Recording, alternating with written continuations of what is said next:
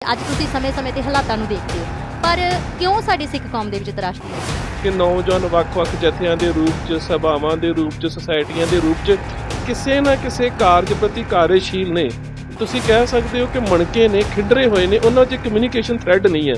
ਸੋ ਮੁੱਦੇ ਤੇ ਅੰਤਰਵਰਤ ਉਦੋਂ ਵੀ ਸੀ, ਅੱਜ ਵੀ ਹੈ। ਸਮੱਸਿਆ ਹੈ ਕਿ ਕੌਮ ਦੇ ਕੋਈ ਯੋਗ ਆਗੂ ਨਹੀਂ।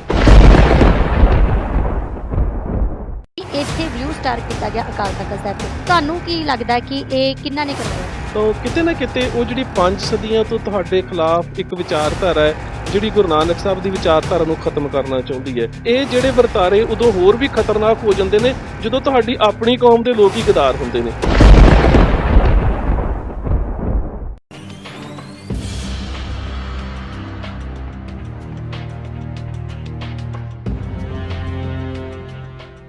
ਗੁਰਬਾਣੀ ਅਖੰਡ ਬਾਣੀ ਚੈਨਲ ਦੇਖ ਰਹੇ ਦੇਸ਼ ਵਿਦੇਸ਼ ਦੇ ਦਰਸ਼ਕਾਂ ਦਾ ਸਵਾਗਤ ਹੈ ਜੀ। ਮੈਂ ਹਰਜੀਤ ਕੌਰ ਖਾਲਸਾ ਫਤਿਹ ਅਰਜ਼ ਕਰਦੀ ਹਾਂ ਜੀ। ਵਾਹਿਗੁਰੂ ਜੀ ਕਾ ਖਾਲਸਾ, ਵਾਹਿਗੁਰੂ ਜੀ ਕੀ ਫਤਿਹ। ਦਰਸ਼ਕੋ, ਹਾਜ਼ਰ ਆ ਪ੍ਰੋਗਰਾਮ ਭਖ ਦੇ ਮੁੱਦੇ ਦੇ ਵਿੱਚ। ਆਪ ਜੀ ਨੂੰ ਪਤਾ ਕਿ ਅਸੀਂ ਸਮੇਂ-ਸਮੇਂ ਤੇ ਭਖ ਦੇ ਮੁੱਦਿਆਂ ਤੇ ਗੱਲਬਾਤ ਕਰਦੇ ਰਹੇ ਨੇ, ਪਰ ਅੱਜ ਸਾਡੇ ਸਿੱਖ ਕੌਮ ਦੇ ਵਿੱਚ ਬਹੁਤ ਜ਼ਿਆਦਾ ਤਰਾਸਦੀ ਆਈ ਹੋਈ ਹੈ।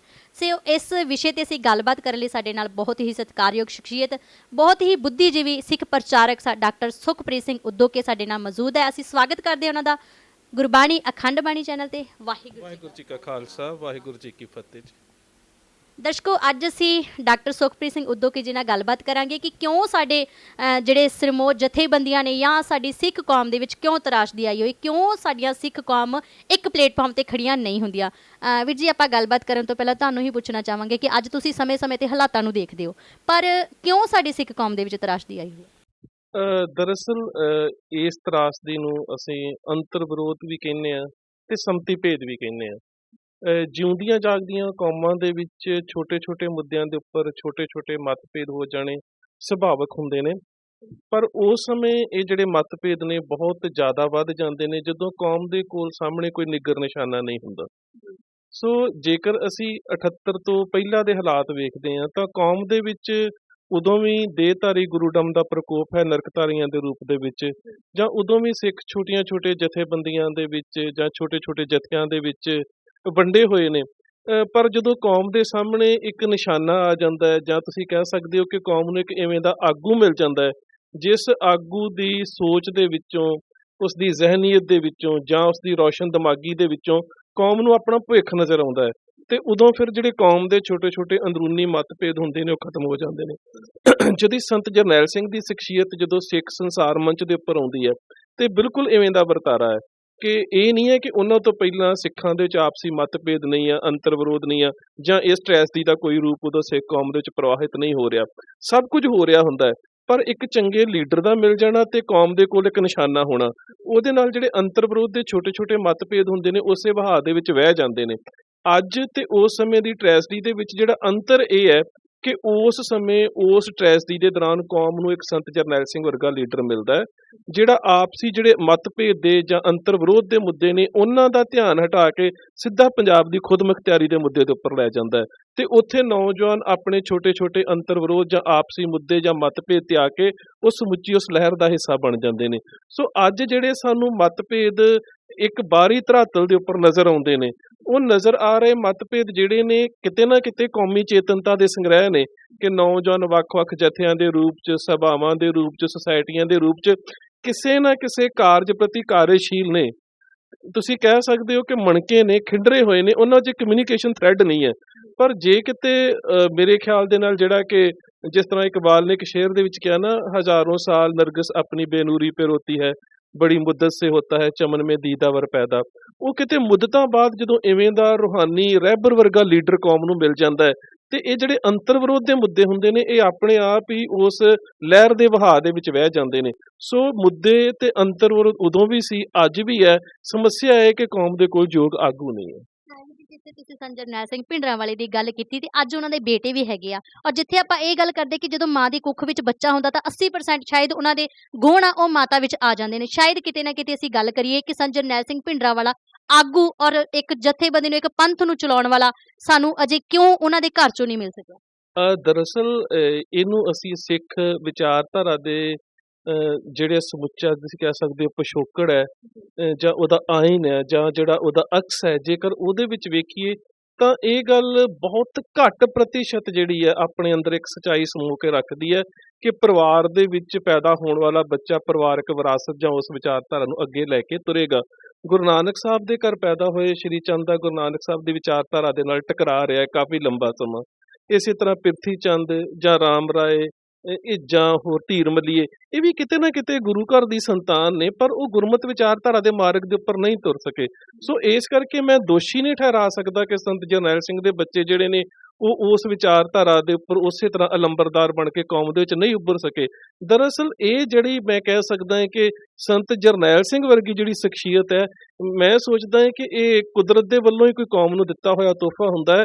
ਕੋਈ ਉਹਨਾਂ ਦੇ ਪਰਿਵਾਰ ਦੇ ਵਿੱਚ ਵੀ ਜਨਮ ਲੈ ਕੇ ਜਾਂ ਪਰਿਵਾਰ ਦਾ ਮੈਂਬਰ ਵੀ ਹੋ ਕੇ ਸੰਤ ਜਰਨੈਲ ਸਿੰਘ ਜਿਹੜੀ ਵਾਲੀ ਸੋਚ ਹੈ ਜਾਂ ਜਿਹੜੀ ਸੰਤ ਜਰਨੈਲ ਸਿੰਘ ਦੀ ਸ਼ਖਸੀਅਤ, ਉਸ ਦਾ ਮੁਕਾਬਲਾ ਨਹੀਂ ਕਰ ਸਕਦਾ। ਆਪਾਂ ਸ਼ਿਵ ਸੈਨਾ ਦੀ ਗੱਲ ਕਰਦੇ ਕਿ ਉਹ ਜਦੋਂ 6 ਜੂਨ ਆਉਂਦੀ ਹੈ ਤਾਂ ਉਹ ਆਪਣੇ ਵੱਲੋਂ ਪੂਰਾ ਡਟ ਕੇ ਵਿਰੋਧ ਕਰਦੇ ਨੇ। ਸੰਤ ਜਰਨੈਲ ਸਿੰਘ ਭਿੰਡਰਾਂਵਾਲੇ ਨੂੰ ਅੱਤਵਾਦੀ ਕਹਿੰਦੇ ਨੇ, ਪਰ ਜਿੱਥੇ ਆਪਾਂ ਉਹਨਾਂ ਦੇ ਬੱਚਿਆਂ ਦੀ ਗੱਲ ਕਰ ਰਹੇ ਹਾਂ ਕਿ ਜਦੋਂ ਸਾਡੇ ਪਿਤਾ ਨੂੰ ਕੋਈ ਦਾੜੀ ਨੂੰ ਹੱਥ ਪਾਉਂਦਾ ਤਾਂ ਅਸੀਂ ਉਹਨਾਂ ਦਾ ਵਿਰੋਧ ਕਰਦੇ ਹਾਂ, ਫਿਰ ਉਹ ਕਿਉਂ ਚੁੱਪ ਨੇ? ਮੇਰੇ ਖਿਆਲ ਦੇ ਨਾਲ ਇਹ ਸਵਾਲ ਤਾਂ ਖੈਰ ਉਹਨਾਂ ਨੂੰ ਕੀਤਾ ਜਾਣਾ ਚਾਹੀਦਾ ਹੈ। ਉਹਨਾਂ ਦੀਆਂ ਸਿਆਸੀ ਜਾਂ ਕੀ ਮਜਬੂਰੀਆਂ ਨੇ।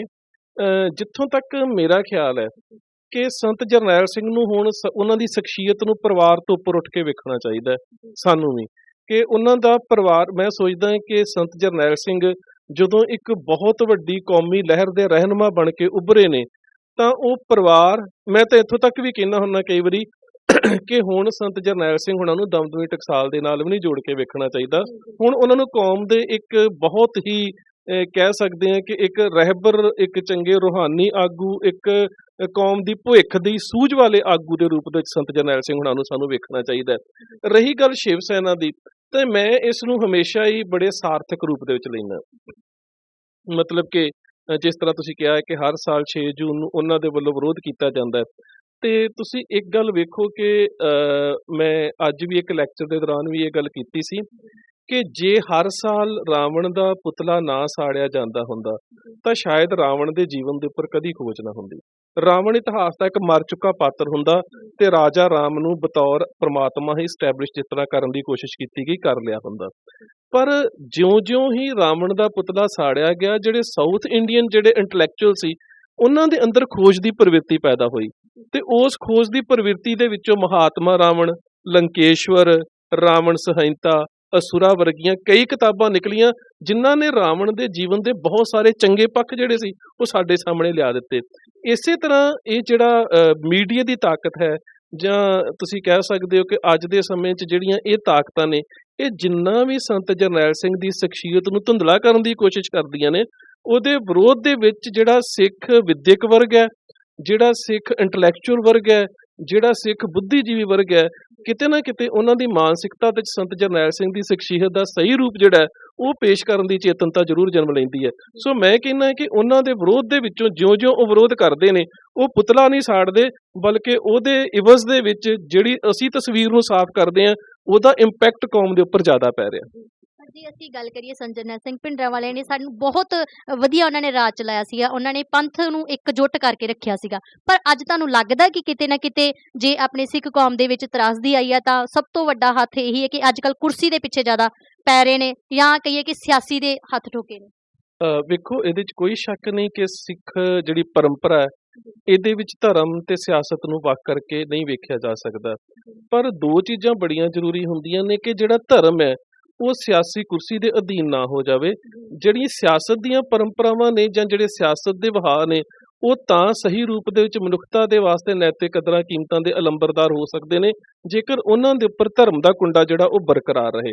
ਸੋ ਸੰਤ ਜਰਨੈਲ ਸਿੰਘ ਦੇ ਸਮੇਂ ਜਿਹੜੀ ਸਭ ਤੋਂ ਵੱਡੀ ਵਿਲੱਖਣਤਾ ਇਹ ਹੈ ਕਿ ਸੰਤ ਜਰਨੈਲ ਸਿੰਘ ਹੁਣਾਂ ਨੇ ਆਪਣੇ ਰਾਜਸੀ ਖਾਕੇ ਦੇ ਵਿੱਚ ਆਉਂਦਿਆਂ ਵੀ ਆਪਣੇ ਧਰਮ ਦਾ ਜਿਹੜਾ ਪਲੜਾ ਸੀ ਉਸ ਨੂੰ ਨੀਵਾਂ ਨਹੀਂ ਹੋਣ ਦਿੱਤਾ। ਇੱਕ ਤਾਂ ਸਭ ਤੋਂ ਵੱਡੀ ਅਹਿਮੀਅਤ ਇਹ ਸੀ ਉਹਨਾਂ ਦੀ। ਦੂਸਰੀ ਗੱਲ ਸੀ ਕਿ ਸੰਤ ਜਰਨੈਲ ਸਿੰਘ ਦੀ ਜਿਹੜੀ ਸੈਂਸ ਆਫ ਪ੍ਰਪੋਰਸ਼ਨ ਸੀਗੀ, ਉਹਦੇ ਵਿੱਚ ਸੰਤ ਜਰਨੈਲ ਸਿੰਘ ਦੀ ਇਹ ਚਿੰਤਾ ਨਹੀਂ ਸੀ ਜਿਸ ਤਰ੍ਹਾਂ ਦੇ ਅੱਜ ਦੇ ਰਾਜਸੀ ਆਗੂਆਂ ਨੂੰ ਚਿੰਤਾ ਹੁੰਦੀ ਹੈ ਕਿ ਮੇਰੇ ਤੋਂ ਬਾਅਦ ਮੇਰਾ ਪੁੱਤਰ ਮੁੱਖ ਮੰਤਰੀ ਹੋਵੇ, ਮੇਰੇ ਤੋਂ ਬਾਅਦ ਮੇਰਾ ਪੁੱਤਰ ਮੇਰੀ ਜਥੇਬੰਦੀ ਦਾ ਨੁਮਾਇੰਦਾ ਜਾਂ ਪ੍ਰਧਾਨ ਹੋਵੇ। ਸੰਤ ਜਰਨੈਲ ਸਿੰਘ ਦੀ ਜਿਹੜੀ ਸੋਚ ਹੈ ਕੌਮ ਦੇ ਵਾਸਤੇ ਇੱਕ ਖੁਦ ਬਖਤਿਆਰ ਘਰ ਦੀ ਸੀ। ਸੋ ਇਸ ਕਰਕੇ ਜਿਹੜੀ ਸੰਤ ਜਰਨੈਲ ਸਿੰਘ ਦਾ ਸਿਆਸੀ ਜੀਵਨ ਹੈ ਉਹ ਪੂਰੀ ਤਰ੍ਹਾਂ ਦੇ ਨਾਲ ਉਹ ਜੀਵਨ ਹੈ ਜਿਹੜਾ ਸਿੱਖਾਂ ਦੀ ਭਗਤੀ ਔਰ ਸ਼ਕਤੀ ਦੇ ਮਿਆਰ ਦੇ ਢਾਂਚੇ ਦੇ ਵਿੱਚ ਆਉਂਦਾ ਹੈ। ਜਦੋਂ ਕਿ ਜਿਹੜੀ ਅੱਜ ਦੀ ਸਿੱਖ ਲੀਡਰਸ਼ਿਪ ਹੈ ਉਹ ਉਸ ਭਗਤੀ ਔਰ ਸ਼ਕਤੀ ਮੀਰੀ ਔਰ ਪੀਰੀ ਦੇ ਸੰਕਲਪ ਤੋਂ ਕੋਹਾਂ ਦੂਰ ਜਾ ਚੁੱਕੀ ਹੈ। ਪਰ ਜੇ ਹੁਣ ਆਪਾਂ ਜਿਹੜਾ ਸਾਕਾ ਨੀਲਾ ਤਾਰਾ ਦੀ ਗੱਲ ਕਰੀਏ ਕਿ ਇੱਥੇ ਬਲੂ ਸਟਾਰ ਕੀਤਾ ਗਿਆ ਅਕਾਲ ਤਖਤ ਸਾਹਿਬ ਤੇ, ਤੁਹਾਨੂੰ ਕੀ ਲੱਗਦਾ ਹੈ ਕਿ ਇਹ ਕਿਹਨਾਂ ਨੇ ਕਰਵਾਇਆ ਸੀ? ਵੇਖੋ ਇਹਦੇ ਵਿੱਚ ਜੇ ਤੁਸੀਂ ਇਹਦੇ ਮੂਲ ਕਾਰਨਾਂ ਵੱਲ ਝਾਤੀ ਮਾਰਦੇ ਹੋ ਤੇ ਮੈਨੂੰ ਲੱਗਦਾ ਹੈ ਕਿ ਜਿਹੜੀ ਅਫਜ਼ਲ ਅਹਿਮਦ ਰੰਧਾਵਾ ਦੀ ਕਵਿਤਾ ਸੀ ਨਾ ਕਿ 5 ਸਦੀਆਂ ਦਾ ਵੈਰ ਕੱਢਣਾ, ਤਾਂ ਕਿਤੇ ਨਾ ਕਿਤੇ ਉਹ ਜਿਹੜੀ 5 ਸਦੀਆਂ ਤੋਂ ਤੁਹਾਡੇ ਖਿਲਾਫ ਇੱਕ ਵਿਚਾਰਧਾਰਾ ਹੈ ਜਿਹੜੀ ਗੁਰੂ ਨਾਨਕ ਸਾਹਿਬ ਦੀ ਵਿਚਾਰਧਾਰਾ ਨੂੰ ਖਤਮ ਕਰਨਾ ਚਾਹੁੰਦੀ ਹੈ, ਇਹ ਕਿਤੇ ਨਾ ਕਿਤੇ ਉਸ ਵਿਚਾਰਧਾਰਾ ਦਾ ਵਿਰਾਟ ਰੂਪ ਹੈ। ਔਰ ਉਸ ਵਿਰਾਟ ਰੂਪ ਦੇ ਵਿੱਚ ਕੇਵਲ ਤੇ ਕੇਵਲ ਤੁਸੀਂ ਇਕੱਲੀ ਸਰਕਾਰ ਨੂੰ ਦੋਸ਼ੀ ਨਹੀਂ ਠਹਿਰਾ ਸਕਦੇ। ਜਿਸ ਤਰ੍ਹਾਂ ਕਿ ਜਦੋਂ ਯਹੂਦੀਆਂ ਦਾ ਬਹੁਤ ਵੱਡਾ ਕਤਲੇਆਮ ਹੋਇਆ ਤੇ ਉਹਦੇ ਤੋਂ ਬਾਅਦ ਜਦੋਂ ਯਹੂਦੀਆਂ ਦੇ ਵਿਦਵਾਨਾਂ ਨੇ ਐਨਾਲਾਈਜ਼ ਕੀਤਾ ਕਿ ਇੰਨਾ ਵੱਡਾ ਕਤਲੇਆਮ ਇੱਕਦਮ ਕਿਵੇਂ ਹੋ ਸਕਦਾ ਹੈ ਕਿ ਇੱਕਦਮ ਜਿਹੜੇ ਲੋਕ ਤੁਹਾਡੇ ਗੁਆਂਢ 'ਚ ਰਹਿ ਰਹੇ ਨੇ ਉਹੀ ਤੁਹਾਨੂੰ ਕਤਲ ਕਰ ਦਿੰਦੇ ਨੇ, ਕਿ ਉਹ ਇੰਨਾ ਵੱਡਾ ਫਰਕ ਕਿਵੇਂ ਆ ਜਾਂਦਾ। ਤੇ ਫਿਰ ਉਹਨਾਂ ਨੇ 2 ਚੀਜ਼ਾਂ ਦੇ ਉੱਪਰ ਖਾਸ ਕਰਕੇ ਧਿਆਨ ਕੇਂਦਰਿਤ ਕੀਤਾ ਹੈ ਕਿ ਇੱਕ ਤਾਂ ਲੋਕਾਂ ਦੇ ਵਿੱਚ ਜੀਨੋਸਾਈਡਲ ਇੰਪਲਸ ਭਰ ਦਿੱਤੀ ਜਾਂਦੀ ਹੈ, ਤੇ ਦੂਜੀ ਗੱਲ ਇਹ ਜਿਹੜੇ ਵਰਤਾਰੇ ਉਦੋਂ ਹੋਰ ਵੀ ਖਤਰਨਾਕ ਹੋ ਜਾਂਦੇ ਨੇ ਜਦੋਂ ਤੁਹਾਡੀ ਆਪਣੀ ਕੌਮ ਦੇ ਲੋਕ ਹੀ ਗਦਾਰ ਹੁੰਦੇ ਨੇ। ਸੋ ਬਿਲਕੁਲ ਜਿਹੜਾ ਇਹ ਘੱਲੂਘਾਰਾ ਸੀ ਜੂਨ 84 ਦਾ, ਇਹਦੇ ਵਿੱਚ ਤੁਹਾਨੂੰ ਦੋਵੇਂ ਪੱਖ ਸਾਹਮਣੇ ਵੇਖਣੇ ਪੈਣਗੇ। ਇੱਕ ਤਾਂ ਸਟੇਟ ਜਿਹੜੀ ਹੈ ਉਹ ਗੁਰੂ ਨਾਨਕ ਸਾਹਿਬ ਦਾ ਜਿਹੜਾ ਧਰਮ ਔਰ ਰਾਜਨੀਤੀ ਦਾ ਪ੍ਰਚੰਡ ਰੂਪ ਦੇ ਵਿੱਚ ਪ੍ਰਗਟ ਸਰੂਪ ਸ੍ਰੀ ਅਕਾਲ ਤਖਤ ਸਾਹਿਬ ਹੈ ਉਹਨੂੰ ਖਤਮ ਕਰਨਾ ਚਾਹੁੰਦੇ ਨੇ, ਤੇ ਉਸ ਨੂੰ ਖਤਮ ਕਰਨ ਦੇ ਵਿੱਚ ਕਿਤੇ ਨਾ ਕਿਤੇ ਉਸ ਕੁਹਾੜੇ ਦਾ ਦਸਤਾ ਸਾਡੀ ਅਕਾਲੀ ਲੀਡਰਸ਼ਿਪ ਵੀ ਬਣਦੀ ਹੈ। ਜੇ ਆਪਾਂ ਪੰਜਾਬ ਦੇ ਹਾਲਾਤਾਂ ਦੀ ਵੀ ਗੱਲ ਕਰੀਏ ਕਿ ਅੱਜ ਕਿਤੇ ਪਾਣੀਆਂ ਦਾ ਮਸਲਾ, ਕਿਤੇ ਕਿਸਾਨਾਂ ਦਾ ਮਸਲਾ, ਕਿਤੇ ਨਸ਼ਿਆਂ ਦਾ ਮਸਲਾ ਹੋ ਰਿਹਾ, ਤੁਹਾਨੂੰ ਕੀ ਲੱਗਦਾ ਵੀ ਪੰਜਾਬ ਦਾ ਬੇੜਾ ਗਰਕ ਕਿਸਨੇ ਕੀਤਾ? ਦਰਅਸਲ ਪੰਜਾਬ ਦੇ ਇਸ ਸਮੁੱਚਾ ਜਿਹੜਾ ਤੁਸੀਂ ਬੇੜਾ ਗਰਕ ਸ਼ਬਦ ਵਰਤਦੇ ਹੋ ਜਾਂ ਪੰਜਾਬ ਜਿਹੜਾ ਬਰਬਾਦੀ ਦੇ ਰਾਹ ਦੇ ਉੱਪਰ ਹੈ, ਇਹਦੇ 2 ਰੂਪ ਨੇ। ਇੱਕ ਤਾਂ ਹੈਗਾ ਜਿਹਨੂੰ ਅਸੀਂ ਕਹਿੰਦੇ ਹਾਂ ਕਿ ਸਟੇਟ ਸਪਾਂਸਰਡ, ਜੋ ਕਿ ਸਰਕਾਰ ਦੇ ਵੱਲੋਂ ਪੰਜਾਬ ਦੇ ਨਾਲ ਵਿਤਕਰੇਰੀ ਪ੍ਰਕਿਰਿਆ। ਹੁਣ ਮੰਨ ਲਓ ਅਸੀਂ ਪਾਣੀ ਦੀ ਗੱਲ ਹੀ ਕਰ ਲੈਂਦੇ ਹਾਂ ਤੇ ਉਹਦੇ ਵਿੱਚ ਜਿੰਨਾ ਦੋਸ਼ ਸਰਕਾਰ ਦਾ, ਜੇ ਤੁਸੀਂ 80% ਦੋਸ਼ ਸਰਕਾਰ ਦਾ ਗਿਣਦੇ ਹੋ ਤਾਂ 20% ਦੋਸ਼ ਸਾਡਾ ਪੰਜਾਬ ਦੇ ਵਿੱਚ ਰਹਿਣ ਵਾਲੇ ਲੋਕਾਂ ਦਾ ਵੀ ਆ। ਮਿਸਾਲ ਦੇ ਤੌਰ ਤੇ ਜਦੋਂ ਹੁਣ ਪੰਜਾਬ ਦਾ ਜਿਹੜਾ ਪਾਣੀ ਬਾਹਰਲੇ ਸਟੇਟਾਂ ਨੂੰ ਦਿੱਤਾ ਜਾ ਰਿਹਾ ਤੇ ਉਹ ਜਿਹੜਾ ਪਾਣੀ ਹੈ ਤਕਰੀਬਨ 18,000 ਕਿਊਸਿਕ ਲੀਟਰ ਜਿਹੜਾ ਹੈਗਾ ਉਹ ਪਰ ਮਿੰਟ ਜਿਹੜਾ ਉਹ ਪੰਜਾਬ ਦਾ ਜਾ ਰਿਹਾ, ਤੇ ਜੇ ਤੁਸੀਂ ਪੂਰੇ ਦਿਨ ਦੇ ਵਿੱਚ ਉਸਦਾ ਔਸਤਨ ਹਿਸਾਬ ਲਾਓ ਤੇ ਉਹਦਾ 1 ਰੁਪਈਆ ਪਰ ਲੀਟਰ ਜੇਕਰ ਅਸੀਂ ਰੇਟ ਵੇਖੀਏ ਤਾਂ 1 ਮਿੰਟ ਦੇ ਵਿੱਚ 3 ਕਰੋੜ ਦਾ ਜਿਹੜਾ ਪੰਜਾਬ ਦਾ ਪਾਣੀ ਹੈ ਉਹ ਜਾ ਰਿਹਾ। ਹੁਣ ਤੁਸੀਂ ਵੇਖੋ ਕਿ 3 ਕਰੋੜ ਦਾ ਪ੍ਰਤੀ ਮਿੰਟ ਪਾਣੀ ਇੱਕ ਸਟੇਟ ਦਾ ਦੂਜੇ ਸਟੇਟ ਨੂੰ ਬਿਨਾਂ ਪੈਸੇ ਤੋਂ ਦਿੱਤਾ ਜਾਣਾ ਤਾਂ ਕੁਦਰਤੀ ਹੈ ਕਿ ਜਿਹੜੀ ਸਟੇਟ ਚਾਹੁੰਦੀ ਹੈ ਕਿ ਪੰਜਾਬ ਦੀ ਆਰਥਿਕਤਾ ਨੂੰ ਢਾਹ ਲੱਗੇ। ਜਦੋਂ ਕਿ ਦੁਨੀਆ ਦਾ ਕੋਈ ਵੀ ਕਾਨੂੰਨ, ਜਿਨ੍ਹਾਂ ਕਾਨੂੰਨਾਂ ਦੇ ਅਧੀਨ ਪਾਣੀਆਂ ਦੀ ਵੰਡ ਹੁੰਦੀ ਹੈ, ਇਹ ਪੰਜਾਬ ਪਹਿਲਾ ਐਸਾ ਸਟੇਟ ਹੈ ਜਿਹੜਾ ਰੈਪੇਰੀਅਨ ਸਟੇਟ ਹੈ, ਜਿਹਦਾ ਪੰਜਾਬ ਦੇ ਪਾਣੀਆਂ ਦੇ ਉੱਪਰ ਹੱਕ ਹੈ, ਪਰ ਉਹਦੇ ਹੱਕਾਂ ਤੋਂ ਵਾਂਝੇ ਕਰਕੇ ਜਿਹੜਾ ਪੰਜਾਬ ਦਾ ਪਾਣੀ ਹੈ ਹੋਰ ਸਟੇਟਾਂ ਨੂੰ ਦਿੱਤਾ ਜਾ ਰਿਹਾ। ਸੋ ਪਹਿਲੀ ਗੱਲ ਤੇ ਤੁਹਾਨੂੰ ਇਹ ਵੇਖਣੀ ਪਵੇਗੀ ਕਿ ਜਿਹੜਾ ਕੇਂਦਰ ਦੇ ਵੱਲੋਂ ਇੰਨਾ ਵੱਡਾ ਵਿਤਕਰਾ ਕੀਤਾ ਜਾ ਰਿਹਾ। ਦੂਸਰੀ ਗੱਲ ਜਿੱਥੇ ਅਸੀਂ ਦੋਸ਼ੀ ਹਾਂ ਕਿ ਜਿਹੜੀ ਪੰਜਾਬ ਦੀ ਅਕਾਲੀ ਲੀਡਰਸ਼ਿਪ ਸੀ, ਇਹਨਾਂ ਨੇ 1984 ਤੋਂ ਬਾਅਦ ਰਜੀਰ ਲੌਂਗੋਵਾਲ ਸਮਝੌਤੇ ਦੇ ਦੌਰਾਨ ਇਹ ਜਿਹੜੇ ਅਹਿਮ ਮੁੱਦੇ ਸੀ ਇਹਨਾਂ ਦੀ ਅਹਿਮੀਅਤ ਨੂੰ ਸਮਝਿਆ ਨਹੀਂ। ਮੈਂ ਕਹਿ ਸਕਦਾ ਹੈ ਕਿ ਬਹੁਤ ਵੱਡੀ ਇੱਕ ਇਹਨਾਂ ਨੇ ਭੂਮਿਕਾ ਅਦਾ ਕੀਤੀ ਪੰਜਾਬ ਦੇ ਹੱਕ ਵੇਖਣ ਦੇ ਵਿੱਚ। ਜੇਕਰ ਤੁਸੀਂ ਇਸ ਨੂੰ ਇਤਿਹਾਸਕ ਪਰਿਪੇਖ ਦੇ ਵਿੱਚ ਵੇਖਦੇ ਹੋ ਤਾਂ ਜਿਹੜੀਆਂ ਪੇਸ਼ਕਸ਼ ਹੁੰਦੀਆਂ ਨੇ ਹਮੇਸ਼ਾ ਦੁਸ਼ਮਣ ਦੇ ਵੱਲੋਂ ਆਉਂਦੀਆਂ ਨੇ, ਤੇ ਉਹਨਾਂ ਪੇਸ਼ਕਸ਼ ਦੇ ਮੱਦੇ-ਨਜ਼ਰ ਤੁਹਾਡਾ ਰਵੱਈਆ ਕੀ ਹੋਵੇ, ਤੁਸੀਂ ਆਪਣੇ ਕੌਮ ਨੂੰ ਪੱਖ ਕਿਵੇਂ ਰੱਖਣਾ ਦੁਸ਼ਮਣ ਦੇ ਅੱਗੇ, ਇਹ ਤੁਹਾਡੀ ਲੀਡਰਸ਼ਿਪ ਦੀ ਕੁਆਲਿਟੀ ਚਾਹੀਦੀ ਹੈ। ਸੋ ਇਹਦੇ 'ਚ ਕੋਈ ਸ਼ੱਕ ਨਹੀਂ ਕਿ ਜਿਹੜਾ ਸਿੱਖ ਨੌਜਵਾਨ ਸੀ ਉਹ ਮੈਦਾਨੇ ਜੰਗ ਦੇ ਵਿੱਚ ਹਥਿਆਰਬੰਦ ਸੰਘਰਸ਼ ਵੀ ਲੜਿਆ, ਪਰ ਜਿਹੜਾ ਉਹਦਾ ਲੀਡਰ ਸੀ ਅਕਾਲੀਆਂ ਦੇ ਰੂਪ 'ਚ ਉਹ ਟੇਬਲ ਟਾਕ ਦੇ ਉੱਪਰ ਉਸ ਜੰਗ ਨੂੰ ਹਰਾ ਕੇ ਆ ਗਿਆ। ਸੋ ਉਹਦੇ ਨਾਲ ਇਹ ਹੋਇਆ ਕਿ ਇੱਕ ਤਾਂ ਉਸ ਕੁਹਾੜੇ ਦਾ ਦਸਤਾ ਇਹ ਬਣ ਗਏ, ਤੇ ਤੀਜਾ ਕਿਤੇ ਨਾ ਕਿਤੇ ਮੈਂ ਪੰਜਾਬ ਦੇ ਲੋਕਾਂ ਨੂੰ ਇਸ ਕਰਕੇ ਦੋਸ਼ੀ ਗਿਣਦਾ ਹੈ, ਚਾਹੇ ਉਹ ਪੰਜਾਬ ਦਾ ਕਿਸਾਨੀ ਦਾ ਵਰਗ ਹੈ, ਚਾਹੇ ਅਸੀਂ ਆਮ ਲੋਕ ਹਾਂ। ਉਹਦੇ ਵਿੱਚ ਇਹ ਹੈ ਕਿ ਅਜੇ ਤੱਕ ਪੰਜਾਬ ਦੇ ਲੋਕ ਪਾਣੀ ਦੇ ਮਸਲੇ ਦੇ ਬਾਰੇ ਜਿੰਨੇ ਚੇਤਨ ਤੇ ਜਾਗਰੂਕ ਹੋਣੇ ਚਾਹੀਦੇ ਨੇ ਉਨੇ ਜਾਗਰੂਕ ਹੈ ਹੀ ਨਹੀਂ। ਇਹ ਬੜੀ ਅਹਿਮ ਗੱਲ ਹੈ ਕਿ ਇੱਕ ਬਹੁਤ ਵੱਡੀ ਜਾਗਰੂਕਤਾ ਦੀ ਲੋੜ ਹੈ ਕਿ ਜ਼ਮੀਨੀ ਪਾਣੀ ਜਿਹੜਾ ਉਹ ਖਤਮ ਹੁੰਦਾ ਜਾ ਰਿਹਾ ਹੈ, ਨਹਿਰੀ ਵਿਭਾਗ ਵੱਲੋਂ ਜਿਹੜਾ ਪਾਣੀ ਦੀ ਵਰਤੋਂ ਨਹੀਂ ਹੋ ਰਹੀ ਜਾਂ ਲੋਕਾਂ ਦੇ ਤੱਕ ਉਹ ਪਾਣੀ ਪਹੁੰਚ ਨਹੀਂ ਰਿਹਾ, ਤੇ ਜਿਹੜਾ ਪੰਜਾਬ ਨੂੰ ਪਾਣੀ ਚਾਹੀਦਾ ਸੀ ਉਹ ਵੇਚਿਆ ਜਾ ਰਿਹਾ। ਸੋ ਇਹ 3 ਇਹੋ ਜਿਹੇ ਮੁੱਦੇ ਨੇ ਜਿਨ੍ਹਾਂ ਦੇ ਉੱਪਰ ਪੰਜਾਬ ਦੀ ਜਿਹੜੀ ਆਮ ਸਧਾਰਨ ਜਨਤਾ ਹੈ ਉਸ ਨੂੰ ਬਹੁਤ ਚੇਤਨ ਹੋ ਜਾਣਾ ਚਾਹੀਦਾ ਹੈ। ਵੀ ਜੀ ਮੈਂ ਇੱਕ ਤੁਹਾਨੂੰ ਪਰਸਨਲ ਸਵਾਲ ਪੁੱਛਣਾ ਚਾਹੁੰਦੀ ਕਿ ਜਿਵੇਂ ਆਪਾਂ ਗੱਲ ਕਰਦੇ ਕਿ ਹਰ ਟਾਈਮ ਤੁਸੀਂ ਸਮੇਂ-ਸਮੇਂ ਤੇ ਸਿੱਖ ਪੇਜਾਂ ਤੇ ਵੀ ਪ੍ਰਚਾਰ ਕਰਦੇ ਦਿਖਦੇ ਹੋ ਸਾਨੂੰ ਔਰ ਨਾਲ ਅਸੀਂ ਦੱਸੀਏ ਕਿ ਕਈ ਅਸੀਂ ਤੁਹਾਡੀਆਂ ਏਦਾਂ ਦੇ ਲੈਕਚਰ ਵੀ ਸੁਣੇ ਆ ਜਿਹੜੇ ਕਿ ਇੱਕ ਸਿੱਖ ਕੌਮ ਨੂੰ ਇੱਕ ਇਕਜੁੱਟ ਕਰਨ ਵਾਲੇ ਉਹਨਾਂ ਦੇ ਜਿਹੜੇ ਮੋਟਿਵ ਹੁੰਦੇ ਆ, ਮੈਸੇਜ ਹੁੰਦੇ ਉਹ ਹੁੰਦੇ ਆ। ਪਰ ਫਿਰ ਵੀ ਕਿਤੇ ਨਾ ਕਿਤੇ ਤੁਹਾਨੂੰ ਆਰਐਸਐਸ ਦੇ ਨਾਲ ਜੋੜਿਆ ਜਾਂਦਾ ਕਿ ਉਹਨਾਂ ਨੂੰ ਤੁਹਾਡੇ ਉਹਨਾਂ ਲੋਕਾਂ ਵੱਲੋਂ, ਉਹਨਾਂ ਨੁਮਾਇੰਦਿਆਂ ਵੱਲੋਂ ਇਹ ਗੱਲ ਕਹੀ ਜਾਂਦੀ ਹੈ ਕਿ ਤੁਸੀਂ ਆਰਐਸਐਸ ਦੇ ਏਜੰਟ ਹੋ। ਤੁਹਾਡਾ ਕੀ ਕਹਿਣਾ ਹੈ? ਮੇਰੇ ਖਿਆਲ ਦੇ ਨਾਲ ਜਦੋਂ ਮੈਂ ਆਰਐਸਐਸ ਦੇ ਖਿਲਾਫ ਕੰਮ ਸ਼ੁਰੂ ਕੀਤਾ ਤਾਂ ਮੈਂ ਪਹਿਲਾ ਹੀ ਸੀਗਾ ਜਿਸ ਨੇ ਸਭ ਤੋਂ ਜ਼ਿਆਦਾ ਜਿਹੜੇ ਲੇਖ ਲਿਖੇ ਜਾਂ ਸਭ ਤੋਂ ਜ਼ਿਆਦਾ ਜਿਹੜੇ ਲੈਕਚਰ ਸੀਗੇ ਉਹਨਾਂ ਦੇ ਢਾਂਚੇ ਨੂੰ ਸਮਝਾਉਣ ਦੇ ਵਾਸਤੇ ਕਿ ਵੇਖੋ ਜਿਨ੍ਹਾਂ ਦੇ ਕੋਲ ਧਰਮ ਦੀ ਪਰਿਭਾਸ਼ਾ ਕੋਈ ਨਹੀਂ, ਜਿਨ੍ਹਾਂ ਦੇ ਕੋਲ ਧਰਮ ਦੀ ਵਿਚਾਰਧਾਰਾ ਕੋਈ ਨਹੀਂ, ਜਿਨ੍ਹਾਂ ਕੋਲ ਧਰਮ ਦਾ ਇੱਕ ਕੇਂਦਰ ਨਹੀਂ, ਜਿਨ੍ਹਾਂ ਦੇ ਕੋਲ ਧਰਮ ਦਾ ਇੱਕ ਸੰਕਲਪ ਨਹੀਂ ਹੈ, ਉਹਨਾਂ ਲੋਕਾਂ ਨੇ ਆਪਣੇ ਆਪ ਨੂੰ ਆਰਗੇਨਾਈਜ਼ਡ ਕਰਕੇ ਕਿਸ ਤਰ੍ਹਾਂ ਦੇ ਨਾਲ ਹਿੰਦੁਸਤਾਨ ਦੇ ਵਿੱਚ ਹਿੰਦੂਤਵ ਦੀ ਰਾਜਨੀਤੀ ਦਾ ਫੈਲਾਅ ਕੀਤਾ ਹੈ। ਜਿਸ ਤਰ੍ਹਾਂ ਹੁਣ ਤੁਸੀਂ ਉਹਨਾਂ ਦਾ ਵੱਡਾ ਜਿਹੜਾ ਉਗਰ ਰੂਪ ਉਹ ਤੁਸੀਂ ਮੋਦੀ ਦੇ ਰਾਜ ਦੇ ਰੂਪ ਦੇ ਵਿੱਚ ਵੇਖ ਰਹੇ ਹੋ। ਤਾਂ ਇਹ 'ਚ ਕੋਈ ਸ਼ੱਕ ਨਹੀਂ ਹੈ ਕਿ 90% ਜੇਕਰ ਕੌਮ ਨੇ ਮੇਰਾ ਸਾਥ ਦਿੱਤਾ ਤਾਂ 10% ਉਹ ਲੋਕ ਸੀ ਜਿਨ੍ਹਾਂ ਦੀ ਇੱਕ ਤਾਂ ਮੇਰੇ ਨਾਲ ਇਹ ਈਰਖਾ ਸੀਗੀ ਕਿ ਅਸੀਂ ਪੜ੍ਹ ਕੇ ਵੀ ਇਸ ਮਿਆਰ ਤੇ ਨਹੀਂ ਪਹੁੰਚ ਸਕੇ ਤੇ ਇਹ ਇੱਕ ਮੈਡੀਸਨ ਦੇ ਫੀਲਡ 'ਚੋਂ ਆਇਆ ਹੋਇਆ ਜਿਹੜਾ ਡਾਕਟਰ ਹੈ ਇਹਨੂੰ ਲੋਕ ਵੱਧ ਸੁਣ ਰਹੇ ਨੇ। ਉਹ ਕਿਤੇ ਨਾ ਕਿਤੇ ਇੱਕ ਈਰਖਾ ਦਾ ਫੈਕਟਰ ਸੀ। ਕਿਤੇ ਨਾ ਕਿਤੇ ਕੁਝ ਉਹ ਲੋਕ ਵੀ ਸਨ ਜਿਹੜੇ ਉਸ ਸੰਸਥਾ ਦੇ ਨਾਲ ਜੁੜੇ ਹੋਏ ਸੀਗੇ ਤੇ ਉਹਨਾਂ ਨੂੰ ਇਹ ਲੱਗਦਾ ਸੀਗਾ ਕਿ ਸਿੱਖਾਂ ਦੇ ਵਿੱਚ ਬਦਨਾਮ ਕਰਨ ਦਾ ਇੱਕ ਬਹੁਤ ਵੱਡਾ ਤੁਹਾਡੇ ਕੋਲ ਇੱਕ ਕਹਿ ਸਕਦੇ ਹਾਂ ਕਿ ਇੱਕ ਫੈਕਚੁਅਲ ਹੈਗਾ ਹੈ ਕਿ ਜਿਹੜਾ ਬੰਦਾ ਕਿਸੇ ਸੰਸਥਾ ਦੇ ਖਿਲਾਫ ਕੰਮ ਕਰ ਰਿਹਾ ਉਹਨੂੰ ਉਹਦੇ ਨਾਲ ਜੋੜ ਦਿਓ। ਪਰ ਪਰਮਾਤਮਾ ਦੇ ਵੱਲੋਂ ਸ਼ੁਕਰ ਇਹ ਹੈ ਕਿ ਮੈਂ ਉਸ ਮੁੱਦੇ ਦੇ ਉੱਪਰ ਕਾਰਜ ਹੀ ਇੰਨਾ ਕੀਤਾ ਸੀ ਕਿ 2-4 ਲੋਕਾਂ ਨੇ ਜੇ ਮੇਰੀ ਵਿਰੋਧਤਾ ਵੀ ਕੀਤੀ ਹੈ ਤੇ ਸਮੁੱਚੀ ਕੌਮ ਦੇ ਉੱਪਰ ਕੋਈ ਅਸਰ ਨਹੀਂ ਹੋਇਆ। ਤੀਸਰੀ ਗੱਲ ਸੀ ਕਿ ਮੈਂ ਆਪਣੇ ਕਾਰਜ ਨੂੰ ਉਹਨਾਂ ਲੋਕਾਂ ਦੀ ਵਿਰੋਧਤਾ ਦੇ ਮੱਦੇਨਜ਼ਰ ਵੀ ਮੈਂ ਆਪਣਾ ਕਾਰਜ ਬੰਦ ਨਹੀਂ ਕੀਤਾ। ਮੈਂ ਲਗਾਤਾਰ ਵੀ ਜਿਹੜਾ ਸਿੱਖ ਇਤਿਹਾਸ ਦੀ ਭੰਨ-ਤੋੜ ਹੁੰਦੀ ਸੀ ਉਹਦੇ ਪ੍ਰਤੀ ਜਿਹੜਾ ਖੋਜ ਕਾਰਜ ਹੁੰਦਾ ਸੀ ਉਸ ਨੂੰ ਮੈਂ ਲਗਾਤਾਰ ਜਾਰੀ ਰੱਖਿਆ। ਹੁਣ ਵੀ ਮੇਰੀ ਅਗਲੇ ਕੁਝ ਸਮੇਂ ਦੇ ਵਿੱਚ ਆ ਰਹੀ ਜਿਹੜੀ ਕਿਤਾਬ ਹੈ ਝੂਠ ਨਾ ਬੋਲ ਪਾਂਡੇ, ਉਹਦੇ ਵਿੱਚ ਵੀ ਆਰਐਸਐਸ ਦੀਆਂ ਅਗਲੀਆਂ ਜਿਹੜੀਆਂ 30-40 ਸਾਲ ਦੀਆਂ ਪਾਲਿਸੀਜ਼ ਨੇ ਕਿ ਪੰਜਾਬ ਨੂੰ ਕਿਸ ਤਰ੍ਹਾਂ ਇਹ ਸਾਰੇ ਹਿੰਦੂਤਵ ਦੇ ਖਾਰੇ ਸਮੁੰਦਰ ਦੇ ਵਿੱਚ ਡੋਬਿਆ ਜਾ ਰਿਹਾ ਉਹਦੇ ਬਾਰੇ ਨੇ। ਸੋ ਮੈਂ ਇਹ ਕਹਿੰਦਾ ਕਿ ਦੋਸ਼ ਲੱਗਣੇ ਸੁਭਾਵਕ ਨੇ, ਸਾਬਿਤ ਕਰਨੇ ਬੜੇ ਔਖੇ ਹੁੰਦੇ ਨੇ। ਤੇ ਦੂਸਰੀ ਗੱਲ ਜਦੋਂ ਤੁਸੀਂ ਇਸ ਖੇਤਰ ਦੇ ਵਿੱਚ ਆਉਂਦੇ ਹੋ, ਚਾਹੇ ਤੁਸੀਂ ਵੀ ਆਓ ਸਿੱਖ ਧਰਮ ਦੇ ਇਸ ਲਿਖਤ ਦੇ ਖੇਤਰ 'ਚ, ਬੋਲਣ ਦੇ ਖੇਤਰ ਦੇ ਵਿੱਚ, ਤਾਂ ਤੁਹਾਨੂੰ ਮਾਨਸਿਕ ਤੌਰ ਤੇ ਤਿਆਰ ਹੋ ਕੇ ਆਉਣਾ ਪਵੇਗਾ ਕਿ ਜੇ 80-90% ਲੋਕ ਤੁਹਾਡੀਆਂ ਵਿਚਾਰਧਾਰਾ ਜਾਂ ਗੱਲਾਂ ਦੇ ਨਾਲ ਜਾਂ ਵਿਖਿਆਨ ਦੇ ਨਾਲ ਸਹਿਮਤ ਨੇ ਤੇ 10-12% ਇਹੋ ਜਿਹੇ ਸਟੇਟ ਸਪਾਂਸਰਡ ਲੋਕ ਹੁੰਦੇ ਨੇ ਜਿਨ੍ਹਾਂ ਨੇ ਤੁਹਾਡੀ ਵਿਰੋਧਤਾ ਕਰਨੀ ਹੁੰਦੀ ਹੈ, ਉਹਨੂੰ ਹੱਸ ਕੇ ਸਵੀਕਾਰ ਕਰਨਾ ਚਾਹੀਦਾ। ਨਹੀਂ ਵੀਰ ਜੀ, ਅਸੀਂ ਤੁਹਾਡੀ ਗੱਲ ਕਰ ਰਹੇ ਕਿ ਤੁਹਾਡੇ ਤੇ ਤਾਂ ਉਂਗਲੀਆਂ ਉਠਾਈਆਂ ਹੀ ਗਈਆਂ, ਪਰ ਨਾਲ ਅਸੀਂ ਹੋਰ ਵੀ ਕਈ ਜਥੇਬੰਦੀਆਂ, ਸਰਮੋਹ ਸੰਸਥਾਵਾਂ ਦੀ ਗੱਲ ਕਰੀਏ ਜਿਨ੍ਹਾਂ ਦੇ ਵਿੱਚੋਂ ਕਈ ਏਦਾਂ ਦੇ ਨੇ ਆਪਸ ਦੇ ਵਿੱਚ ਹੀ ਇੱਕ ਮਾਰਕੁੱਟ ਉਹਨਾਂ ਦੀ ਚੱਲ ਰਹੀ ਹੈ, ਆਪਸ ਦੇ ਵਿੱਚ ਹੀ ਇੱਕ ਦੂਜੇ ਤੇ ਤੋਸ਼ਣਬਾਜ਼ੀ ਲਾ ਰਹੇ ਹੋ। ਕਿਉਂ? ਇਹ ਕਾਰਨ ਕੀ ਹੈ ਇਸਦਾ? ਕਿਉਂ ਸਾਡੀ ਸਿੱਖ ਕੌਮ ਅੱਜ ਏਦਾਂ ਆਪਸ ਦੇ ਵਿੱਚ ਹੀ ਲੜਾਈ ਵਿੱਚ ਜੁਟੀ ਹੋਈ ਹੈ?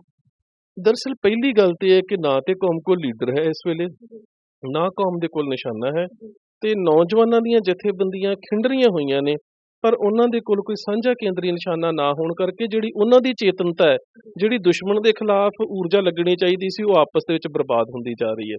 ਸੋ ਪਹਿਲੀ ਗੱਲ ਤੇ ਇਹ ਹੈ ਕਿਤੇ ਨਾ ਕਿਤੇ ਮੈਂ ਸੋਚਦਾ ਕਿ ਕੌਮ ਦੇ ਵਿੱਚ ਅੰਤਰ ਵਿਰੋਧ ਦੇ ਮੁੱਦੇ ਇੰਨੇ ਜ਼ਿਆਦਾ ਪੈਦਾ ਕਰ ਦਿੱਤੇ ਗਏ ਨੇ। ਇੰਨਾ ਮੂਲ ਮੰਤਰ ਪੜ੍ਹਨਾ ਹੈ, ਬੜੇ ਨਗੁਣੇ ਜਿਹੇ ਮੁੱਦੇ ਨੇ, ਮਾਸ ਖਾਣਾ ਜਾਂ ਨਹੀਂ ਖਾਣਾ, ਰਾਗਮਾਲਾ ਬਾਣੀ ਹੈ ਜਾਂ ਨਹੀਂ ਬਾਣੀ। ਮੈਂ ਸੋਚਦਾ ਕਿ ਇਹ ਮੁੱਦੇ ਇੱਕ ਖਾਸ ਮਿਆਰ ਦੇ ਉੱਪਰ ਵਿਚਾਰਨ ਵਾਲੇ ਹੁੰਦੇ ਨੇ। ਜਨਤਕ ਤੌਰ ਤੇ ਜੇਕਰ ਤੁਸੀਂ ਇਹਨਾਂ ਮੁੱਦਿਆਂ ਨੂੰ ਵਿਚਾਰੋਗੇ ਤਾਂ ਕੌਮ ਦੇ ਵਿੱਚ ਧੜੇਬੰਦੀ ਤਾਂ ਪੈਦਾ ਕੀਤੀ ਜਾ ਸਕਦੀ, ਇਸ ਦਾ ਹੱਲ ਨਹੀਂ ਕੱਢਿਆ ਜਾ ਸਕਦਾ। ਸੋ ਇਹ ਜਿਹੜੇ ਕੌਮ ਦੇ ਅੰਤਰ ਵਿਰੋਧ ਦੇ ਮੁੱਦੇ ਹੁੰਦੇ ਨੇ, ਇਹਦਾ ਮੈਂ ਸੋਚਦਾ ਕਿ ਵਿਦਵਾਨਾਂ ਦਾ ਫਰਜ਼ ਬਣਦਾ ਹੈ ਕਿ ਅੰਦਰ ਬੈਠ ਕੇ ਇਹਨਾਂ ਦੇ ਉੱਪਰ ਇੱਕ ਲੰਬੀ, ਗਹਿਰ, ਗੰਭੀਰ, ਦੀਰਘ ਵਿਚਾਰ ਚਰਚਾ ਹੋਵੇ, ਉਹਦੇ ਤੋਂ ਉਪਰੰਤ ਕੋਈ ਸਿੱਟਾ ਕੱਢਿਆ ਜਾਵੇ। ਪਰ ਜਦੋਂ ਇਹ ਮੁੱਦੇ ਸਟੇਜਾਂ ਦੇ ਉੱਪਰ ਜਨਤਕ ਤੌਰ ਤੇ ਸਿਰਫ ਆਪਣੀ ਵਡਿਆਈ ਕਰਾਉਣ ਦਾ ਕਾਰਨ ਬਣ ਜਾਂਦੇ ਨੇ ਤੇ ਕੁਦਰਤੀ ਕੌਮ ਦੇ ਵਿੱਚ ਧੜੇਬੰਦੀਆਂ ਪੈਦਾ ਹੁੰਦੀਆਂ ਨੇ। ਤੇ ਇਹਨਾਂ ਧੜੇਬੰਦੀਆਂ ਨੂੰ ਰੋਕਣ ਦੇ ਵਾਸਤੇ ਇੱਕ ਤਾਂ ਸਾਡੇ ਕੋਲ ਜਿਹੜਾ ਕਹਿ ਸਕਦੇ ਕਿ ਗੁਰੂ ਦੀ ਵਿਚਾਰਧਾਰਾ ਤੋਂ ਬਖਸ਼ੀ ਹੋਇਆ ਜਿਹੜਾ ਸਾਡੇ ਕੋਲ ਪੱਖ ਸੀ, ਉਹ ਸੀ ਸ੍ਰੀ ਅਕਾਲ ਤਖਤ ਸਾਹਿਬ। ਤੇ ਉਹ ਅਸੀਂ ਵੇਖ ਹੀ ਰਹੇ ਹਾਂ ਕਿ ਕਿਸ ਤਰ੍ਹਾਂ ਦੇ ਨਾਲ ਉਹ ਤਾਂ ਇੱਕ ਖਾਸ ਸਥਾਪਿਤ ਰਾਜਸੀ ਧਿਰ ਦੀ ਜੇਬ ਦੇ ਵਿੱਚ ਪੈ ਚੁੱਕਾ ਹੈ। ਹੁਣ ਉੱਥੋਂ ਦੇ ਜਿਹੜੇ ਵਿਚਾਰਧਾਰਕ ਪੱਖ ਦੇ ਵਿੱਚੋਂ ਜਿਹੜੀ ਸਿੱਖੀ ਦੀ ਸਿਧਾਂਤਕ ਪਰੰਪਰਾਵਾਂ ਨੇ ਜਨਮ ਲੈਣਾ ਸੀ, ਉਹ ਤਾਂ ਬਿਲਕੁਲ ਖਤਮ ਹੋ ਚੁੱਕੀਆਂ ਨੇ। ਹੁਣ ਜਿੰਨਾ ਚਿਰ ਤੱਕ ਕੌਮ ਦੇ ਕੋਲ ਕੋਈ ਇਵੇਂ ਦਾ ਆਗੂ ਨਹੀਂ ਆਉਂਦਾ ਜਿਹੜਾ ਸਿਧਾਂਤਕ ਤੌਰ ਤੇ ਕੌਮ ਨੂੰ ਅਗਵਾਈ ਦੇ ਸਕੇ, ਜਾਂ ਫਿਰ ਕੌਮ ਦੀ ਇਹ ਜਿਹੜੀ ਨੌਜਵਾਨ ਲੀਡਰਸ਼ਿਪ ਜਿਹੜੀ ਨਵੀਂ ਪੈਦਾ ਹੋ ਰਹੀ ਹੈ, ਇਹਦੇ ਵਿੱਚ ਸਿਧਾਂਤਕ ਚੇਤਨਤਾ ਨਹੀਂ ਆਉਂਦੀ ਕਿ ਅਸੀਂ ਆਪਸੀ ਵਿਰੋਧ ਦੇ, ਅੰਤਰ ਵਿਰੋਧ ਦੇ ਮੁੱਦਿਆਂ ਨੂੰ ਛੱਡ ਕੇ ਜਿਹੜਾ ਕੌਮ ਦਾ ਮੁੱਦਾ ਹੈ, ਮੈਂ ਸੋਚਦਾ ਕਿ ਅੱਜ ਤਾਂ ਤੁਹਾਡੇ ਸਾਹਮਣੇ ਇੱਕ ਬਹੁਤ ਹੀ ਜ਼ਿਆਦਾ ਗੰਭੀਰ ਮੁੱਦਾ ਇਹ ਹੈ ਕਿ ਅੱਜ ਜਿਸ ਤਰ੍ਹਾਂ ਦੇ ਨਾਲ ਹਿੰਦੂਤਵ ਦਾ ਰਾਜ ਆਇਆ, ਉਹਦੇ ਵਿੱਚ ਈਸਾਈਆਂ ਨੂੰ ਖਤਰਾ ਹੈ ਪਰ ਸਾਡੇ ਜਿੰਨਾ ਨਹੀਂ, ਇਸਲਾਮ ਨੂੰ ਖਤਰਾ ਹੈ ਪਰ ਸਾਡੇ ਜਿੰਨਾ ਨਹੀਂ। ਕਿਉਂਕਿ ਇਸਲਾਮ ਤੇ ਈਸਾਈ ਧਰਮਾਂ ਦੇ ਜਿਹੜੇ ਮੂਲ ਨੇ ਉਹ ਵਿਦੇਸ਼ਾਂ ਦੇ ਵਿੱਚ ਨੇ। ਅੱਜ ਹਿੰਦੁਸਤਾਨ ਦੇ ਵਿੱਚ ਵੱਧ ਤੋਂ ਵੱਧ 1 2 5 10 ਈਸਾਈਆਂ ਨੂੰ ਕਤਲ ਕਰ ਵੀ ਦਿੱਤਾ ਜਾਂਦਾ ਤੇ ਸਮੁੱਚੇ ਈਸਾਈ ਜਗਤ ਦੇ ਉੱਪਰ ਕੋਈ ਬਹੁਤ ਵੱਡਾ ਉਸ ਵਰਤਾਰੇ ਦਾ ਪ੍ਰਭਾਵ ਨਹੀਂ ਪੈਂਦਾ, ਕਿਉਂਕਿ ਬਹੁਤ ਸਾਰੇ ਦੇਸ਼ਾਂ ਦੇ ਵਿੱਚ ਨੇ। ਤੇ ਦੂਜੀ ਗੱਲ, ਉਹਨਾਂ ਦੀ ਜਿਹੜੀ ਹੈ ਜਨਮ ਭੂਮੀ ਇਹ ਨਹੀਂ ਹੈ, ਉਹਨਾਂ ਦੇ ਇਤਿਹਾਸਕ ਸਰੋਤਾਂ ਨੂੰ, ਵਿਚਾਰਧਾਰਾ ਨੂੰ ਕੋਈ ਖਤਰਾ ਨਹੀਂ ਹੈ। ਇਸੇ ਤਰ੍ਹਾਂ ਇਸਲਾਮ ਦੇ 22 23 ਦੇਸ਼ ਹੋਰ ਨੇ। ਜੇਕਰ ਹਿੰਦੁਸਤਾਨ ਦੇ ਵਿੱਚ 2 4 5 ਮੁਸਲਮਾਨਾਂ ਨੂੰ ਜਾਤੀ ਆਧਾਰਿਤ ਹਿੰਸਾ ਦੇ ਉੱਪਰ ਕੁੱਟਿਆ ਮਾਰਿਆ ਵੀ ਜਾਂਦਾ ਹੈ, ਤਾਂ ਉਹਨਾਂ ਦੀ ਪਿੱਠ ਦੇ ਉੱਪਰ ਬਹੁਤ ਸਾਰੇ ਦੇਸ਼ ਖੜੇ ਨੇ। ਤੇ ਦੂਸਰੀ ਗੱਲ ਕਿ ਜੇ ਕਿਸੇ ਗਰੀਬ ਮੁਸਲਮਾਨ ਨੂੰ ਕੁੱਟ ਵੀ ਲਿਆ ਜਾਵੇ, ਪਰ ਜਿਹੜੀ ਇੱਥੋਂ ਦੀ ਰਾਜ ਸੱਤਾ ਉਹ ਇਹ ਨਹੀਂ ਕਰ ਸਕਦੀ ਕਿ ਉਹਨਾਂ ਦੇ ਧਰਮ ਦੇ ਮੂਲ ਵਿਚਾਰਧਾਰਾ ਦੇ ਉੱਪਰ ਕੋਈ ਹਮਲਾ ਕਰ ਸਕੇ। ਪਰ ਸਾਡੀ ਸਿੱਖ ਕੌਮ ਦੀ ਤਾਂ ਜਨਮ ਦੀ ਔਰ ਕਰਮ ਦੀ ਭੂਮੀ ਜਿਹੜੀ ਹੈ ਉਹ ਇਸ ਦੇਸ਼ ਦੇ ਵਿੱਚ ਹੈ। ਇਹਦੇ ਕਰਕੇ ਸਾਨੂੰ ਤਾਂ ਬਹੁਤ ਜ਼ਿਆਦਾ ਚੇਤਨ ਹੋਣਾ ਪਵੇਗਾ ਕਿ ਸਾਨੂੰ ਸਰੀਰਕ ਹਮਲੇ ਦਾ ਵੀ ਖਤਰਾ ਹੈ, ਸਾਨੂੰ ਬੌਧਿਕ ਹਮਲੇ ਦਾ ਖਤਰਾ ਹੈ। ਸਾਰੇ ਪਾਸਿਓਂ ਤੁਸੀਂ ਦੁਸ਼ਮਣ ਨਾਲ ਘਿਰੇ ਬੈਠੇ ਆ। ਸੋ ਮੈਂ ਤੇ ਇਹ ਜਿਹੜੇ ਜਥੇਬੰਦੀਆਂ ਵਾਲੇ ਵੀਰ ਜਿਨ੍ਹਾਂ ਦੀ ਤੁਸੀਂ ਗੱਲ ਕੀਤੀ ਹੈ ਕਿ ਆਪਸੀ ਮਤਭੇਦਾਂ 'ਚ ਆ ਜਾਣਾ, ਇੱਕ ਦੂਜੇ ਦੀਆਂ ਪੱਗਾਂ ਲਾਹ ਦੇਣੀਆਂ, ਗਾਲੀ ਗਲੋਚ ਕਰਨਾ, ਮੈਂ ਕਹਿੰਦਾ ਹੈ ਕਿ ਇਹਨਾਂ ਨੂੰ ਇਹ ਛੋਟੇ ਛੋਟੇ ਅੰਤਰ ਵਿਰੋਧ ਤਿਆਗ ਕੇ ਆਪਣੇ ਜਿਹੜਾ ਕਹਿ ਸਕਦੇ ਕਿ ਸਾਂਝਾ ਦੁਸ਼ਮਣ ਜਿਹੜਾ ਉਹਦੇ ਵੱਲ ਧਿਆਨ ਕੇਂਦਰਿਤ ਕਰਨਾ ਪਵੇਗਾ ਕਿ ਅਸੀਂ ਨੌਜਵਾਨਾਂ ਨੂੰ ਬਚਾਉਣਾ ਕਿਵੇਂ ਆ। ਅਸੀਂ ਉਹਨਾਂ ਨੂੰ ਜੰਗ ਦੇ ਵਿੱਚ ਨਹੀਂ ਲੈ ਕੇ ਜਾਣਾ, ਅਸੀਂ ਉਹਨਾਂ ਦਾ ਬਚਾਅ ਕਰਨਾ ਹੈ। ਸਾਨੂੰ ਉਸ ਵਿਚਾਰਧਾਰਾ ਦੇ ਪੱਖ ਦੇ ਉੱਪਰ ਆਪਣਾ ਧਿਆਨ ਕੇਂਦਰਿਤ ਕਰਨਾ ਪਵੇਗਾ। ਤੁਸੀਂ ਨੌਜਵਾਨਾਂ ਦੀ ਗੱਲ ਕੀਤੀ ਤੇ ਅੱਜ ਤੁਸੀਂ ਦੇਖੋਗੇ ਕਿ ਗਰਾਊਂਡ ਲੈਵਲ ਤੇ ਕਈ ਨੌਜਵਾਨ ਆਪਣੇ ਵਧੀਆ ਤਰੀਕੇ ਨਾਲ ਕੰਮ ਵੀ ਕਰ ਰਹੇ ਨੇ। ਪਰ ਜਿੱਥੇ ਆਪਾਂ ਗੱਲ ਕਰਦੇ ਸਾਡੇ ਬਜ਼ੁਰਗਾਂ ਦਾ ਕਹਿੰਦੇ ਨੌਜਵਾਨਾਂ ਤੇ ਥਾਪੜਾ ਹੋਣਾ ਚਾਹੀਦਾ ਕਿ ਉਹ ਸਿੱਖ ਕੌਮ ਨੂੰ ਕਿਤੇ ਵਧੀਆ ਰਸਤੇ ਤੇ ਪਲੇਟਫਾਰਮ ਤੇ ਲੈ ਕੇ ਜਾਣ। ਪਰ ਤੁਹਾਨੂੰ ਲੱਗਦਾ ਨਹੀਂ ਕਿ ਜਿੱਥੇ ਅਸੀਂ ਗੱਲ ਕਰਦੇ ਕਿ ਬਜ਼ੁਰਗਾਂ ਕੋਲ ਤਜਰਬਾ ਹੁੰਦਾ ਔਰ ਜਿਹੜਾ ਸਾਡਾ ਨੌਜਵਾਨ ਪੀੜ੍ਹੀ ਉਹਨਾਂ ਕੋਲ ਨਵੀਂ ਸੋਚ ਹੁੰਦੀ ਹੈ, ਔਰ ਇਹ ਅਗਰ ਮਿਲ ਕੇ ਚੱਲਣ ਤਾਂ ਸ਼ਾਇਦ ਸਾਡੇ ਕਿਤੇ ਨਾ ਕਿਤੇ ਸਿੱਖ ਕੌਮ ਦਾ ਭਵਿੱਖ ਉਜਵਲ ਹੋ ਸਕਦਾ। ਤੁਹਾਡਾ ਕੀ ਕਹਿਣਾ? ਬਿਲਕੁਲ ਇੰਝ ਹੋ ਸਕਦਾ, ਇਹਦੇ 'ਚ ਕੋਈ ਸ਼ੱਕ ਨਹੀਂ ਹੈ। ਪਰ ਇਹਦੇ ਸਾਹਮਣੇ ਸਭ ਤੋਂ ਵੱਡੀ ਸਮੱਸਿਆ ਇਹ ਹੈ ਕਿ ਚਾਹੇ ਉਹ ਸਥਾਪਿਤ ਰਾਜਨੀਤਿਕ ਧਿਰ ਹੈ ਤੇ ਜਾਂ ਫਿਰ ਸਥਾਪਿਤ ਧਿਰ ਦੇ ਖਿਲਾਫ ਲੜ ਰਹੀ ਧਿਰ ਹੈ, ਉਹਨਾਂ ਦੀ ਜਿਹੜੀ ਲੀਡਰਸ਼ਿਪ, ਮੈਂ ਕਹਿ ਸਕਦਾ ਜਿਹੜੀ ਉਮਰ ਵਿਹਾ ਚੁੱਕੀ ਲੀਡਰਸ਼ਿਪ ਹੈ, ਪਹਿਲੀ ਗੱਲ ਤੇ ਉਹ ਨੌਜਵਾਨਾਂ ਨੂੰ ਉਹ ਜਗ੍ਹਾ ਦੇਣ ਨੂੰ ਤਿਆਰ ਹੀ ਨਹੀਂ ਹੈ ਕਿ ਨੌਜਵਾਨ ਜਿਹੜਾ ਉਹ ਰਾਜਸੀ ਖੇਤਰ ਦੇ ਵਿੱਚ ਅੱਗੇ ਵੱਧ ਸਕੇ। ਦੂਸਰੀ ਗੱਲ ਸੀ ਕਿ ਜਿਹੜੀ ਪੰਥਕ ਤੌਰ ਤੇ ਚੇਤਨ ਵਰਗ ਸਾਡਾ ਸੀਗਾ, ਕਿਤੇ ਨਾ ਕਿਤੇ ਬਜ਼ੁਰਗਾਂ ਨੇ ਉਹਨਾਂ ਦੀ ਪਿੱਠ ਦੇ ਉੱਪਰ ਖਲੋਣਾ ਸੀ। ਪਰ ਹੁਣ ਜੇ ਕਿਤੇ ਨੌਜਵਾਨ ਕੌਮੀ ਆਜ਼ਾਦੀ ਜਾਂ ਚੇਤਨਤਾ ਦੀ ਗੱਲ ਕਰਦੇ ਆ ਤਾਂ ਬਜ਼ੁਰਗਾਂ ਦੀ ਜ਼ੁਬਾਨ 'ਚ ਇੱਕ ਹੀ ਸ਼ਬਦ ਹੁੰਦਾ, ਮੁੰਡਾ ਪੁੱਠੇ ਰਾਹ ਪੈ ਗਿਆ। ਸੋ ਸਿੱਖੀ ਵਿਚਾਰਧਾਰਾ ਦੇ ਨਾਲ ਜੁੜਨਾ ਸਾਡੇ ਬਜ਼ੁਰਗ ਨੂੰ ਨਜ਼ਰ ਆਉਂਦਾ ਹੈ ਕਿ ਮੁੰਡਾ ਪੁੱਠੇ ਰਾਹ ਪੈ ਗਿਆ।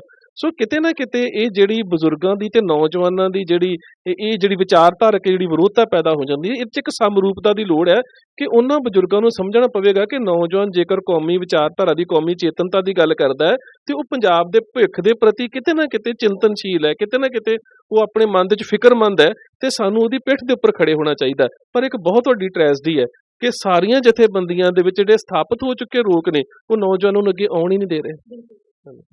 ਅਸੀਂ ਤੁਹਾਡੀ ਗੱਲ ਨਾਲ ਬਿਲਕੁਲ ਸਹਿਮਤ ਹਾਂ ਉਦੋਂ ਜੀ। ਤੁਸੀਂ ਅੱਜ ਬਕਾਇਦਾ ਸਾਨੂੰ ਇਸ ਗੱਲ ਤੋਂ ਜਾਣੂ ਕਰਵਾਇਆ ਕਿ ਅੱਜ ਸਾਡੇ ਸਿੱਖ ਕੌਮ ਦੇ ਵਿੱਚ ਸਭ ਤੋਂ ਵੱਡੀ ਤਰਾਸਦੀ ਕਿਉਂ ਆਈ ਹੈ। ਪਰ ਜਾਂਦੇ ਜਾਂਦੇ ਸਾਡੇ ਦਰਸ਼ਕਾਂ ਨੂੰ ਕੋਈ ਮੈਸੇਜ ਦੇਣਾ ਚਾਹੁੰਦੇ ਹੋ? ਮੈਸੇਜ ਤਾਂ ਇਹੀ ਹੈ ਕਿ ਇੱਕ ਥੋੜ੍ਹਾ ਜਿਹਾ ਇਤਿਹਾਸਕ ਹਵਾਲੇ ਦੇ ਵਿੱਚ ਕਿ ਜਦੋਂ ਯਹੂਦੀਆਂ ਦਾ ਬਹੁਤ ਜ਼ਿਆਦਾ ਕਤਲੇਆਮ ਹੋਇਆ ਤੇ ਆਪਣੇ ਇੱਕ ਵਿਦਵਾਨ ਦੇ ਕੋਲ ਗਏ ਤੇ ਜਾ ਕੇ ਕਹਿੰਦੇ ਨੇ ਕਿ ਬਹੁਤ ਨੁਕਸਾਨ ਹੋਇਆ, ਹੁਣ ਅਸੀਂ ਕੀ ਕਰੀਏ।